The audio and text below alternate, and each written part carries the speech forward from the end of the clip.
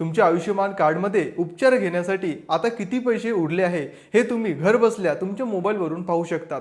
हो, तुम्ही खरं ऐकलंय। तर कशा प्रकारे तुम्हाला तुमच्या आयुष्यमान कार्डमधील हे पैसे बघायचे आहे याबद्दलची संपूर्ण माहिती आपण आजच्या व्हिडिओमध्ये बघणार आहे। तर नमस्कार, माझं नाव सूरज आहे आणि तुम्ही काही विषय बघताय।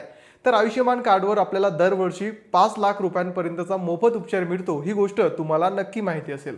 परंतु सध्याच्या स्थितीमध्ये तुमच्या आयुष्यमान कार्डमध्ये किती पैसे उरले आहे हे कसं बघायचं हे तुम्हाला आजपर्यंत कोणीच सांगितलं नसेल। तर हे बघण्यासाठी सर्वात आधी तर तुम्हाला हा आयुष्यमान कार्डाचा व्हॉट्सअप नंबर तुमच्या मोबाईलमध्ये सेव्ह करायचा आहे। आता हा मोबाईल नंबर सेव्ह केल्यावर व्हॉट्सअपवरती तुम्हाला या नंबरवरती हाय असा मेसेज करायचा आहे। आता हाय मेसेज केल्यावर तुम्हाला आयुष्यमान कार्डच्या सर्व सर्व्हिसेस इथं बघायला मिळणार आहे। यामध्ये तुम्हाला दुसऱ्या क्रमांकावर वॉलेट बॅलन्स नावाचा एक ऑप्शन बघायला मिळेल।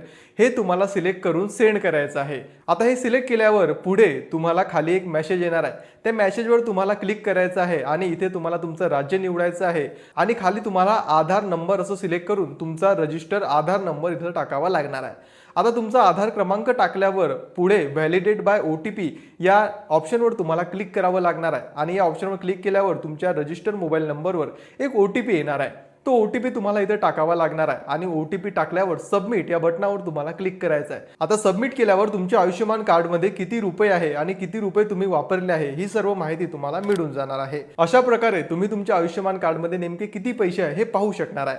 आता हे 5 लाख रुपये तुम्हाला वाटत असेल की प्रत्येक व्यक्तीसाठी आहे, तर असं नाही आहे। हे 5 लाख रुपये प्रत्येक कुटुंबासाठी आहे, म्हणजे तुमच्या संपूर्ण कुटुंबासाठी हे 5 लाख रुपये देण्यात आलेले आहे।